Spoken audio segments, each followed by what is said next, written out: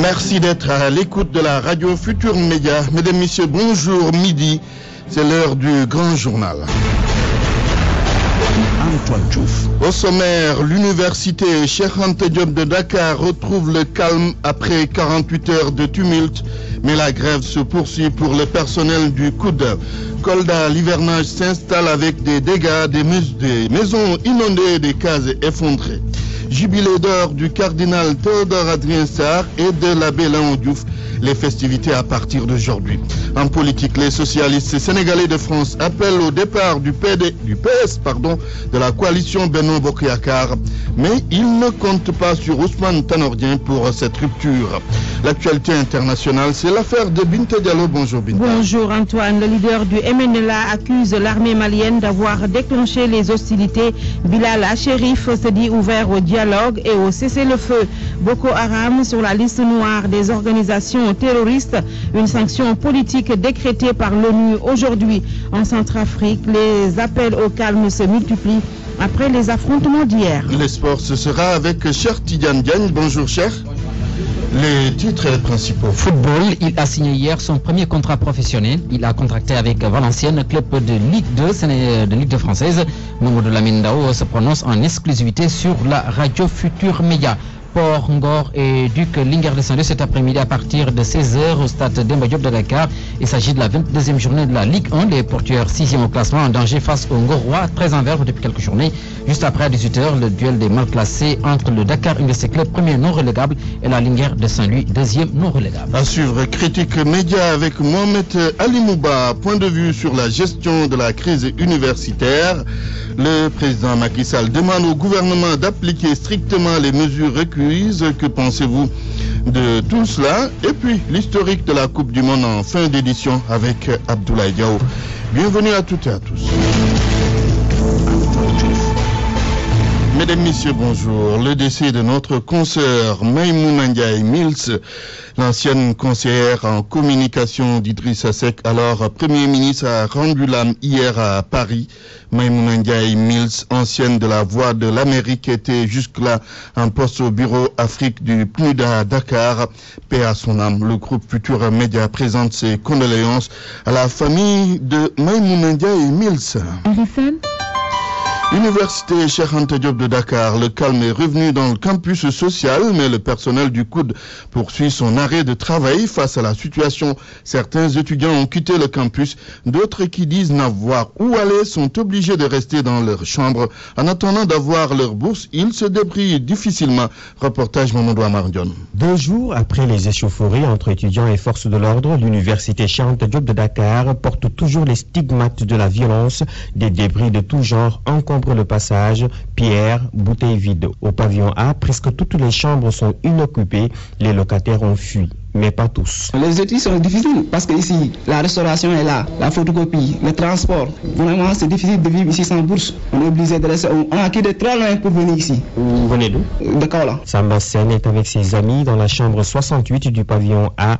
Il est étudiant en année de licence 2 à la faculté des lettres et sciences humaines. Mais quand même, c'est un peu risqué parce que les forces de l'ordre entrent dans les chambres, frapper les étudiants, casser les ordinateurs, prendre tous leurs biens. Vraiment, c'est quand même injuste quand même. C'est quand même injuste. Ce ne sont pas vos amis? Non. Biram Diop prend la balle au rebond et lit un SMS sur son portable. On dénombre 135 blessés, dont 27 fracturés, 65 arrestations, 73 ordinateurs cassés, 7 cas de viol et tentative de viol. En face d'eux, des voisins, ou plutôt des voisines, puisque le pavillon A est devenu mixte, le temps d'essayer de digérer la violence. Parmi les 3 filles de la chambre 69, Fatouma Taba, en année de master en sociologie. Pour elle, ce qui se passe à l'université, c'est du jamais vu. Ils ont saccagé tout, ils ont emporté des ordinateurs, ils ont aussi amené des étudiants en disant que ce sont eux qui faisaient la grève. Quelqu'un qui s'est enfermé dans sa chambre, en train de réviser ou bien en train de regarder en train de faire quelque chose, donc lui, il ne fait pas partie des grévistes. Ces étudiants sont meurtris et choqués par le comportement des forces de l'ordre. Quant au gouvernement, il a fait preuve d'une grande incapacité. À Thiès, les bacheliers non orientés ont organisé ce matin un sit-in devant le lycée Malick Sy. Ils exigent que les autorités se penchent sur leur situation. Correspondant Cheikh Anta Diop. C'est comme s'ils ont entendu l'appel du sec. Les bacheliers non orientés de la ville de Thiès se sont fait entendre à travers un sit-in qu'ils ont tenu devant la porte du lycée Malick Sy de Thiès. Je m'appelle Demba Seydi et nous avions passé la section d'octobre. Parmi nous, il y avait des gens qui étaient malades et d'autres qui avaient des problèmes de papier administratif. Jusqu'à présent, on ne nous a pas orientés encore dans les universités. Ils étaient élèves au lycée Malick Sy de Thiès, terminal. Ces bacheliers de la session d'octobre disent en avoir assez des promesses d'orientation depuis l'ouverture de l'année universitaire. On a tenté de rejoindre la direction générale de l'enseignement supérieur à peu près 3 fois. Mais jusqu'à présent, ils nous ont dit que le ministre n'a pas parlé de notre cas. Pour nous, la section d'octobre. Ils promettent même de lever le ton à l'occasion de la prochaine venue du président de la République à Thiès. Nous attendons ici le président de la République le 4 au 7 pour le Conseil des ministres. Pour le moment, nous lançons appel à monsieur le président de la République, monsieur Macky Sall, pour qu'il nous aide. Pour ces bacheliers non orientés, l'essentiel est de poursuivre leurs études et que sur ce plan, ils n'ont pas de choix sur une quelconque institution universitaire. RFM Thiès, Cheikh Anta Diop. RFM 94.0, la radio en puissance. L'hivernage s'est définitivement installé à Kolda. En 3 jours, 231 mm ont été enregistrés. Il y a eu également des dégâts matériels avec 28 maisons envahies par les eaux de pluie, des cases effondrées et des denrées alimentaires endommagées. C'est dans le village de Saré et Sara. Abdoulaye Diallo. 231 mm, c'est la quantité de pluie enregistrée en l'espace de 3 jours sur l'ensemble des 12 postes pluviométriques de Kolda, dont 73 mm dans la seule commune rurale de Dabo et ses alentours. Cette pluie tombée sur le Fouladou n'a pas épargné les habitants de Saré Sara, ce village situé sur la route nationale numéro 6. 21 de leurs maisons sont inondées, 9 cases effondrées, des denrées et divers bagages sont détruits par les eaux. Oumar Diamanka et Mariama Diallo sont parmi les victimes. J'ai perdu du ciment, une importante quantité de mille et divers bagages. Mes cases sont aussi tombées. Il y a eu des cases qui sont effondrées et les murs de certaines cases fissurés à tel point que personne ne peut y habiter. Certaines victimes sont relogées dans l'école élémentaire du village et d'autres dans le centre de la Croix-Rouge. Selon le représentant du chef de village, ce sont les travaux de réhabilitation de la route nationale numéro 6 qui ont obstrué le passage des eaux de ruissellement et ces dernières ont fini par envahir les domiciles. C'est la CSE qui nous a causé ce malheur. Quand ils ont commencé à travailler, nous leur avions prévenu que leurs travaux pourraient nous causer des dommages au cas où la pluie tomberait. Mais le gars m'a demandé d'aller voir son patron et que moi je ne connais pas ce dernier. Et voilà, quand la pluie est venue, elle est entrée dans les maisons et nous a causé beaucoup de dégâts. À encourager ces populations, si la CSE, entreprise qui a en charge les travaux de réhabilitation de cette partie de la route nationale numéro 6, ne trouve pas de solution face à ce problème de canalisation, les habitants de Saré Sara menacent de barrer la RN6 pour bloquer les travaux de la dite entreprise. RFM Kolda, Abdoulaye Diallo. Ce vendredi marque le début des festivités dans le cadre du jubilé d'or du cardinal Théodore Adrien Sarr et de l'abbé Léon Diouf. Durant 3 jours, ils vont fêter leurs 50 ans de vie sacerdotale. Au menu du programme, un concert d'orgue et de chant choral à la cathédrale ce soir. Demain, veillée de prière à la paroisse Sainte-Thérèse de Grand Dakar. Et puis dimanche, la messe solennelle du jubilé qui sera dirigée par son éminence le cardinal Sarr. Le cardinal Théodore Adrien Sarr et l'abbé Léon Diouf, 2 hommes modèles de simplicité, sont les fidèles catholiques rencontrés. Ils inspirent la confiance, ajoutent certains. Suivez plutôt ce reportage signé Yenaba Seydouba. Les témoignages sont unanimes. L'un comme l'autre, c'est des hommes de Dieu. Le cardinal Théodore Adrien Sarr et l'abbé Léon Diouf décrits comme des hommes de Dieu. La simplicité est aussi une seconde nature chez ces 2 religieux. Selon M. Gomis, un fidèle venu faire des prières à la cathédrale de Dakar. Ils sont très simples, l'un comme l'autre. Là, ils sont chaleureux, ils sont très proches de leurs fidèles. Parce qu'en fait, l'Église, en manière générale, c'est d'être proche des fidèles et d'être aussi, non seulement, quand on est proche, ça veut dire on est à l'écoute, et on s'occupe aussi des problèmes des fidèles. Je crois que c'est effectivement ça exprime cela. Le cardinal Sarr et Abbé Léon Diouf inspirent confiance, raison pour laquelle cette dame catholique leur voue un respect incommensurable. Parce qu'ils nous montrent le bon chemin, quoi. Et c'est des hommes qui aspirent confiance et qui donnent de bonnes éducations. À la fleur de l'âge, Angélique Sarr retient du cardinal Sarr un conciliateur hors pair. L'évêque, il a beaucoup fait pour l'église, surtout avec les dialogues islamo-chrétiens. Il a beaucoup œuvré pour ça. Il a donné de bons résultats. On l'apprécie beaucoup et on prie Dieu pour lui. 50 ans au service de l'église, le cardinal Théodore Adrien Sarr et l'abbé Léon Diouf ont la confiance de la communauté catholique. Ils sont aimés et adulés pour toutes ces bonnes choses qu'ils ont réalisées pour la promotion de la religion. 12h10, vous suivez le grand journal. Nous parlons de la baisse du prix du pain à Diourbel cette fois-ci. Les organisations consuméristes et les services techniques ne disent pas la même chose quand les consommateurs estiment que la baisse n'est pas de 25 francs CFA mais de 9 francs. Le service du commerce dit le contraire. Le conseil régional de Diourbel, le conseil régional du commerce, oui, de Diourbel s'est tenu hier, Mohamed Diop.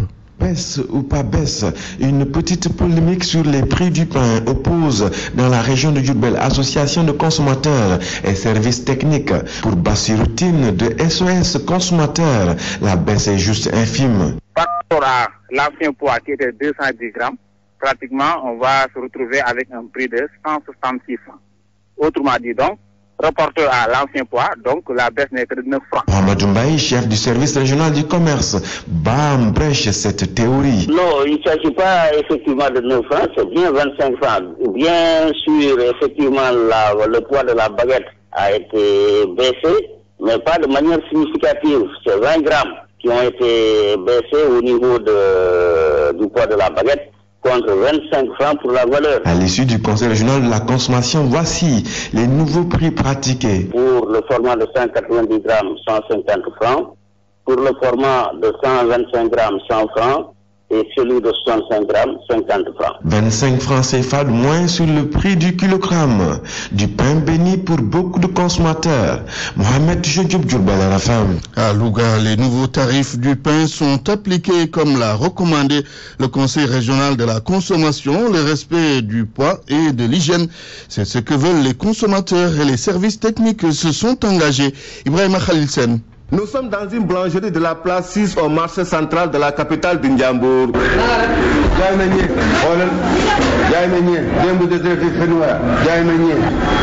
Ici, la baisse est effective et les clients l'ont bien constaté.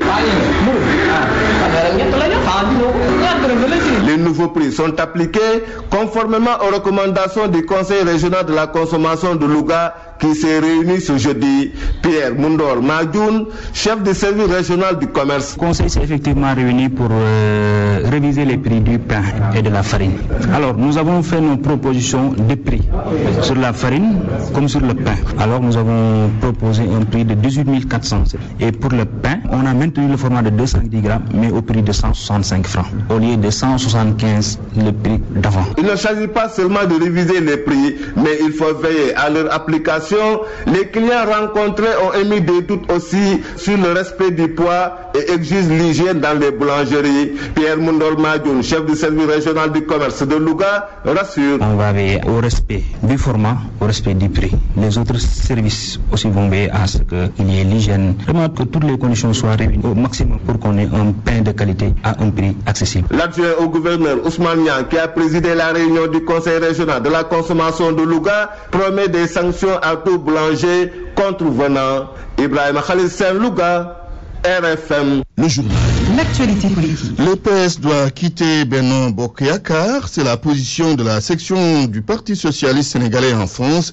Et elle ne compte pas sur Ousmane Tanordien pour cela. Voici Dorossi, le porte-parole de la section PS de France, propos recueillis par Babacar Fall. Alors, sa stratégie et sa politique au niveau du PS, c'est d'arrimer le PS à la coalition Benno Bokk Yakaar, d'arrimer le PS à l'APR. Cette stratégie-là, c'est une stratégie perdant, où si c'est le président Macky Sall réussit, ça va être le président Macky Sall qui va tirer les bénéfices, mais si le président Macky Sall perd, mais on ne parlera même pas du PS, quoi. Donc le PS sera dans cette configuration où on ne maîtrise pas notre destin. Et ce que je suppose, c'est que l'autre candidature, celle de Maître Aïssata Tall Sall, c'est une candidature qui est basée sur le fait que le Parti socialiste reprenne son destin, sorte de cette coalition Benno Bokk Yakaar, et que le PS travaille à mettre en place une alternative politique face à son pouvoir. L'actualité internationale avec Binta Diallo. Rebonjour Binta. Bonjour Antoine. Le leader du MNLA a parlé et cela a fait suite aux attaques de Kidal. Bilal Acherif a accordé une interview à Jeune Afrique. Le leader du MNLA accuse l'armée malienne d'avoir déclenché les hostilités. Nos hommes n'ont fait que riposter, a dit le patron du mouvement national de libération de l'Azawad, mais s'est dit ouvert au dialogue et au cessez-le-feu. Mme Famako Dondé. Le secrétaire général du MNLA souhaite la mise en place d'un cessez-le-feu. Il déclare avoir plusieurs fois appelé à l'arrêt des hostilités. Les rebelles affirment être prêts à stopper le conflit, mais l'armée malienne a selon eux choisi de les attaquer. Bilal Acherif veut que de nouveaux mécanismes soient mis en place au niveau de la communauté internationale pour que le cessez-le-feu soit respecté. Après l'accord de Ouagadougou, les parties prenantes et la communauté internationale ont compris que le gouvernement malien n'avait pas l'intention de régler le conflit selon le MNLA. Il accuse les autorités de Bamako d'avoir repris la même chose que ses prédécesseurs, à savoir les arrestations, les provocations et les attaques. Nous voulons obtenir la paix, a déclaré le patron du MNLA, favorable à un dialogue et l'organisation de négociations avec le gouvernement malien. Ils exigent en même temps la satisfaction de la revendication du peuple de l'Azawad. La MINUSMA et la France sous les feux des critiques selon RFI. Des manifestations ont eu lieu hier à Bamako, Gao et Tombouctou. L'ONU annonce des sanctions contre Boko Haram. L'annonce a été faite aujourd'hui, des sanctions au relent politique contre Boko Haram. Le Conseil de sécurité a placé le groupe islamiste sur la liste noire des organisations terroristes. Daouda Diouf.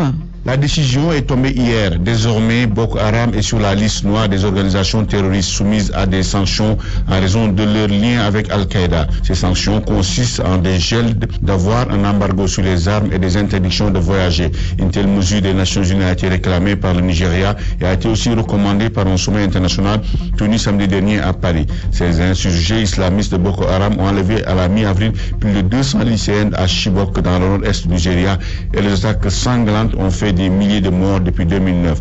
Le groupe armé a encore accusé d'une nouvelle série d'attaques meurtrières cette semaine avec au total un bilan de 150 personnes tuées. Environ 200 militants du mouvement Bring Back Our Girls, Rendez-nous nos filles, ont manifesté hier non loin de la villa du président nigérian Goodluck Jonathan à Abuja pour maintenir la pression sur les chefs de l'État et réclamer une action résolue. Le président nigérian largement critiqué ces dernières semaines tant au Nigeria qu'à l'étranger pour son manque de réactivité dans cette crise. Daouda Diouf. Appel au calme après les affrontements entre soldats français et partisans de la Séléka en Centrafrique. Les affrontements ont eu lieu hier à Bambari. Les appels au calme se multiplient. La situation a poussé quelques 1500 personnes à fuir vers l'évêché. Les accrochages ont fait 2 morts et des blessés. L'ex-chef de milice congolais, Germain Katanga, condamné aujourd'hui à 12 ans de prison ferme. La sentence a été prononcée par la Cour pénale internationale ce vendredi. Katanga est reconnu coupable d'avoir contribué à détruire un village en République démocratique du Congo. Et surtout, Antoine, pour ses pages internationales. Merci Binta. Parole aux auditeurs. L'actualité, qu'en pensez-vous? Moi, je pense que vous devez. Réagissez dans nos éditions d'information sur l'actualité. Bonjour. Oui, bienvenue sur cette antenne direct. Du lundi au vendredi, vous avez la parole sur RFM. Point de vue sur la gestion de la crise universitaire, le président Macky Sall demande au gouvernement d'appliquer strictement les mesures requises. Nous en parlerons aux alentours de 12h30. Critique média. Regard critique sur l'actualité dans les médias. Presse écrite, parlée, audiovisuel, Internet. Critique média, une présentation de Mohamed Ali Mouba. Violeur, voleur, dealer, rarement le terme présumé devant, c'est à croire qu'une certaine presse ne prend pas souvent de précautions pour nommer ceux qui ont maille à partir avec la justice. Et dire qu'ils ne sont pas jugés, ça ne tourne pas rond selon le directeur de la rédaction de Enquête, Momarian. C'est un peu la course sensationnelle, c'est un peu l'envie de dire que je suis le premier à écrire ceci ou cela. Derrière tout ça, je crois qu'il faut cependant voir d'autres phénomènes qui sont peut-être liés à des histoires dans lesquelles les journalistes ne sont pas toujours des parties directes. C'est-à-dire, je veux dire que souvent il arrive que quand il y a un problème de présomption d'innocence, il ne soit que les bras armés d'une partie ou d'une autre. Et je pense qu'il y a souvent plusieurs cas qui se posent à la lecture de la presse quotidienne sénégalaise. Au niveau de la presse, le journaliste rédacteur en chef de l'Observateur, Daouda Mine, constate les dérives, surtout dans la presse people et dans les faits divers. Les journalistes doivent prendre un certain nombre de précautions parce que la présomption d'innocence quand même voudrait qu'on ait une certaine distance critique par rapport aux informations que nous traitons, surtout en matière faits divers. Il arrive très souvent que des informations écrivent le violeur, l'escroc ou le voleur, alors que cette personne-là est présumée innocente tant que le juge ne l'a pas déclarée comme telle. Le lexique du jour à présent, qu'est-ce que la présomption d'innocence, Daouda Mine? La présomption d'innocence est un concept juridique qui voudrait qu'une personne accusée ne soit pas coupable tant que la juridiction compétente ne l'a pas déclarée comme telle. Merci, c'était tout pour Critique Média. Rendez-vous vendredi prochain.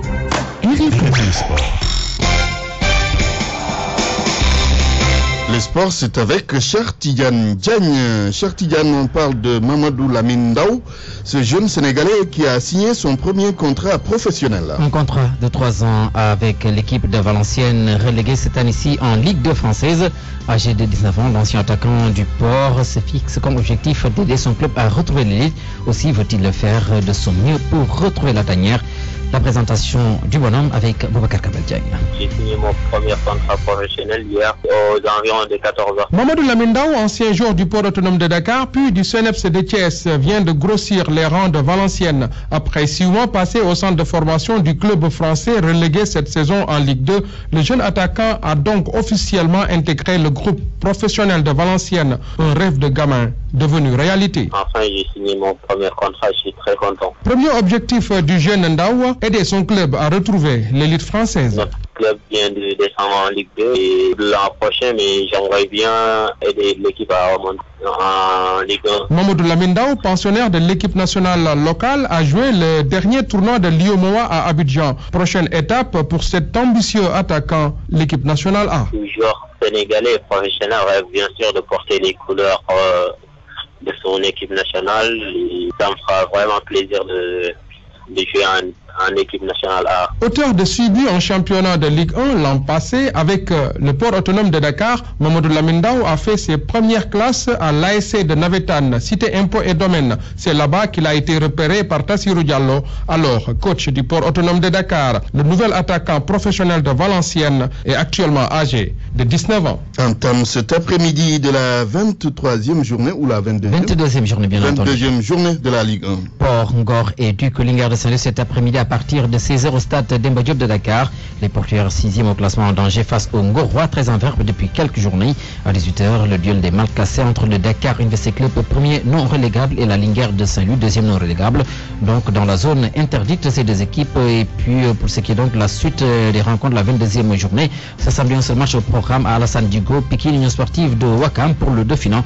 Les Banlieusards devancent de 3 points les Lébous. Dimanche, ça va être le duel de la Petite Côte entre le Tour Ekunda de Mbour, 10e, le stade de Mbour 5e. Toujours dimanche, cette fois-ci au stade régional de Kolda, le Casa Sport de Ziguinchor, 3e à 8 longueurs. Le leader Giraffe offre son hospitalité à Niaritali, commence à retrouver de l'allant depuis l'arrivée sur le banc de Lamine Dian. L'un des fins des rencontres à Demodjo pour le leader Giraffe croise la lanterne Rogiego à Caroline Faye. Au même moment, Diambar fera face à l'équipe de la Sunewar de Diourbel. Partenariat Fédération sénégalaise de football, le CCBM, l'officialisation cet après-midi au cours d'une cérémonie de remise des clés de voitures de marque 4-4 et d'une enveloppe financière, nous dit le responsable marketing de la Fédération sénégalaise de football. La cérémonie est prévue à 17h30 à Espace Auto 6 à l'avenue Lamine Gueye de Dakar. Arts martiaux, l'Association nationale des arts martiaux du Sénégal, section Université Cheikh Anta Diop, renvoie à une date ultérieure, la nuit des arts martiaux. Cette cérémonie était initialement prévue cette nuit au terrain de basketball du Dakar Invest Club. L'insécurité qui règne actuellement dans le campus social est à l'origine de ce report. Étudiants et forces de l'ordre sont en confrontation depuis quelques jours, Antoine. Basket, le comité de normalisation innove. Le All-Star Game, travail du comité de normalisation copié sur le modèle américain, un tournoi de basketball organisé en fin de saison et mettant en prise les meilleurs joueurs de la saison. À cet effet, une conférence de presse est organisée ce matin au siège de la fédération du comité de normalisation de basketball. En direct donc dans ce journal, Malal Junior Diagne. Malal, bonjour. Oui. Voilà, apparemment Malal n'est pas encore en ligne, nous aurons le temps d'y revenir très prochainement. D'ici là donc, Antoine, on vous laisse continuer le journal. Merci cher Tidjane Diagne.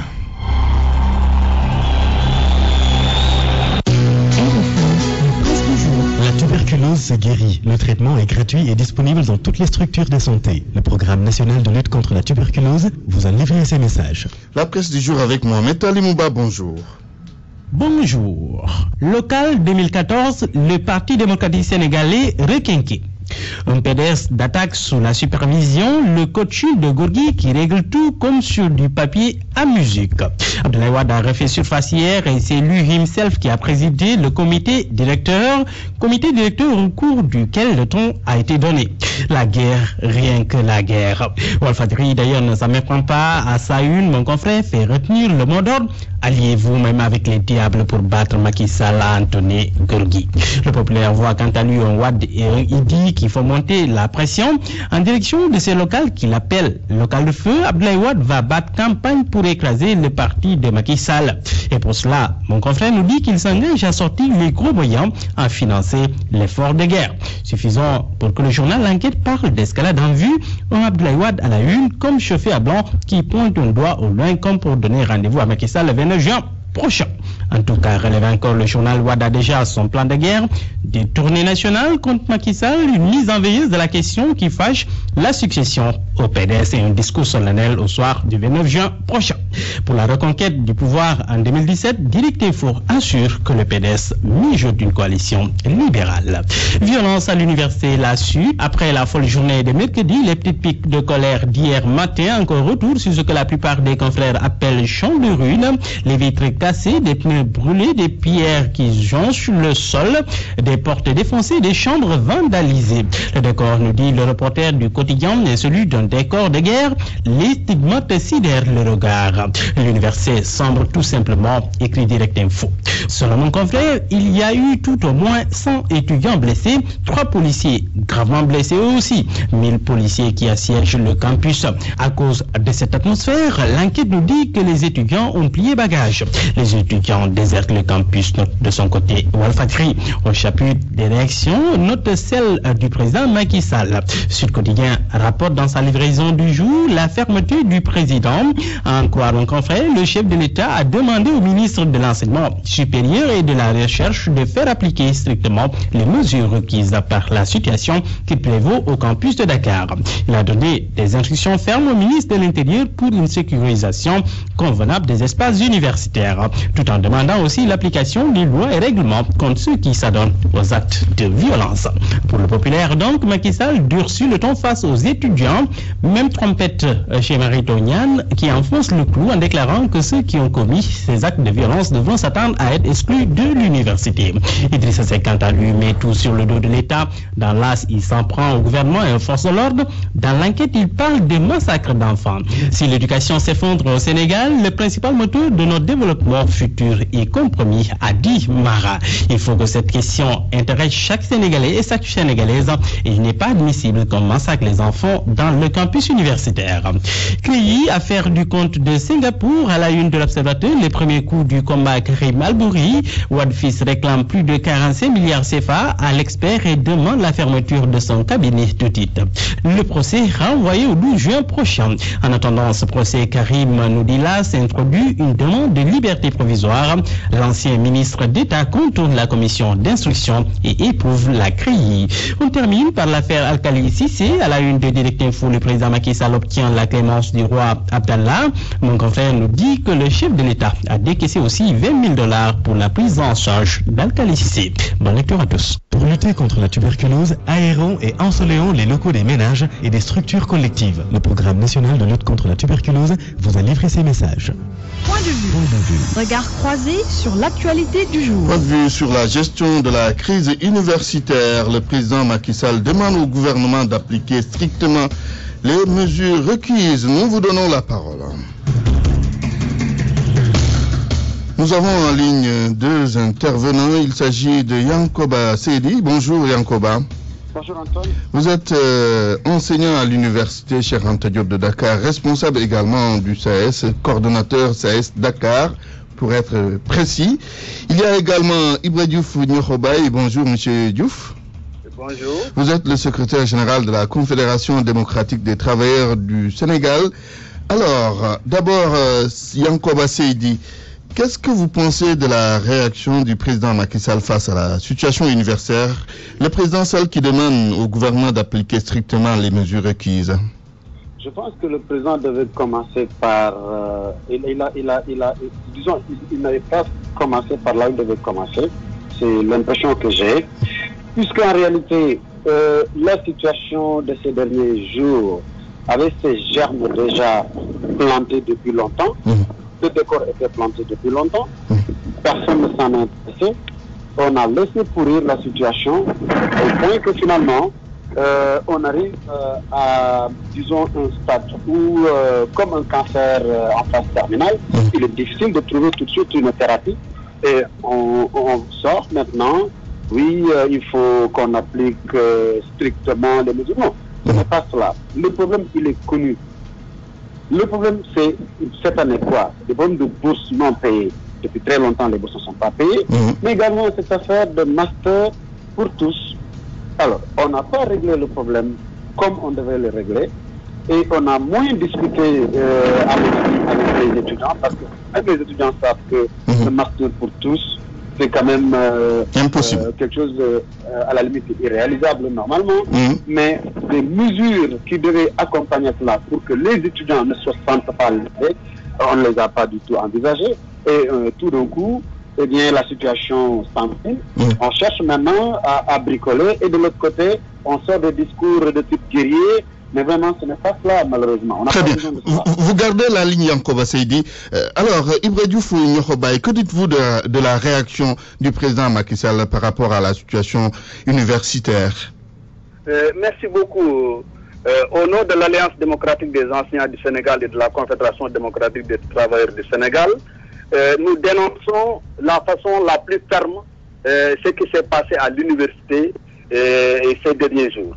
Mais la réaction du gouvernement montre tout simplement que ce gouvernement-là est un gouvernement irresponsable. Parce que les étudiants, qu'est-ce qu'ils réclamaient? Ils réclament les bourses. Ils réclament les bourses, ils réclament le master pour tous. Mais au lieu de s'asseoir autour d'une table, discuter avec ces étudiants-là, on leur envoie, n'est-ce pas, de la soldatesque, n'est-ce pas, des forces de l'ordre qui ont fini de semer le désordre au niveau du campus.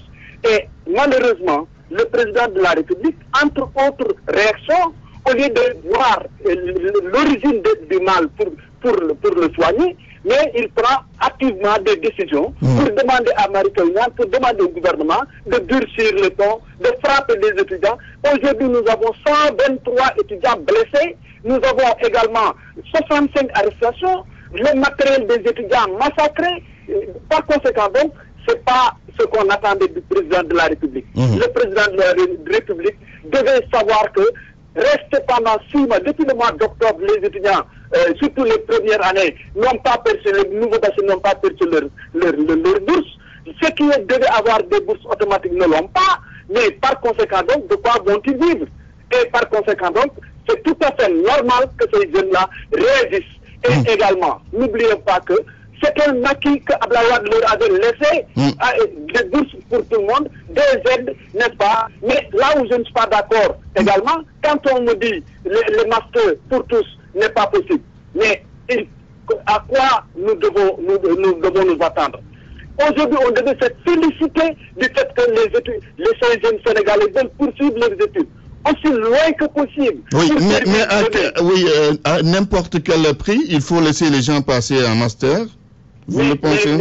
Mais je pense, d'abord, reconnaissons tout de même que, au point de vue des normes internationales, nous sommes très loin du ratio entre le nombre d'étudiants et la taille de la population du Sénégal. Vous allez dans un pays comme la Tunisie ou des pays de la sous-région, vous verrez que véritablement il y a aujourd'hui que ces jeunes-là ont droit, parce que les licences, vous m'excusez, les licences qu'ils délivrent actuellement, nous sommes dans le CNLMD, je suis d'accord, mais ils délivrent actuellement à ces jeunes-là des licences classiques. Si c'était des licences professionnelles, on pourrait comprendre qu'après la licence qu'ils quittent parce qu'ils ont un métier, mais aujourd'hui ils vont quitter l'université avec des licences littéraires, des licences juridiques, etc. Pour faire quoi? Très bien. Alors, pour augmenter le nombre de chômeurs au Sénégal. On revient à vous tout à l'heure. Yankoba Seydi, qu'est-ce que le gouvernement doit faire pour désamorcer la bombe? Rapidement. Le gouvernement doit, pour les bourses, payer les bourses. Ça, il n'y a pas 36 000 solutions. Il faut payer les bourses. Parce qu'il y a des réformes qui sont en cours. Mais c'est jusqu'à quand? Il faut quand même qu'on s'arrête quelque part. On n'a jamais vu quand même que les bourses tardent à être payées avec un tel temps depuis. Je crois que c'est ça c'est un problème.